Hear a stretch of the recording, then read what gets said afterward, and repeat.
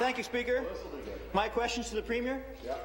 The federal government has stated its intention to repeal the law that regulates packaged food sizes sold in Canada, paving the way for foreign producers to take over the Canadian market, which will lead to Ontario jobs being lost. It's Conservatives cutting red tape.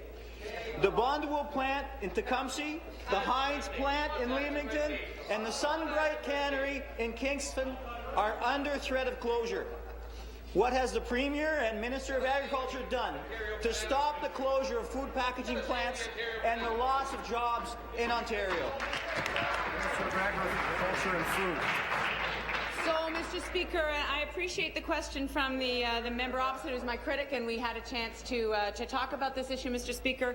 And the issues that he has raised are exactly why, in my first conversation with Federal Agriculture Minister Ritz, I raised this issue. I raised our concern about the changes, the packaging concerns, Mr. Speaker, and I talked to him about the need for some mitigation, some planning around this, because it's very important to me, Mr. Speaker, that when we talk about agri-food and we talk about the $34 billion that the agri-food industry contributes to our GDP, that we're talking about processing as well, Mr. Speaker, and those container issues are very, very important to that industry. So I've raised it with the federal government, Mr. Speaker. I will continue to make it a priority, and I hope that the federal government will work with us on it. Thank you.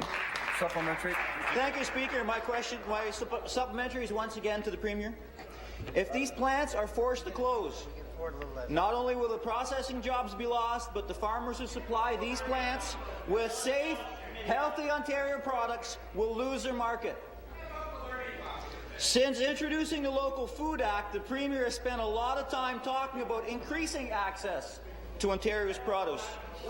If the federal government goes ahead with its plan, what is the Ontario government going to do to protect the local food that we have access to now? Premier, are you going to act to save our Heinz ketchup?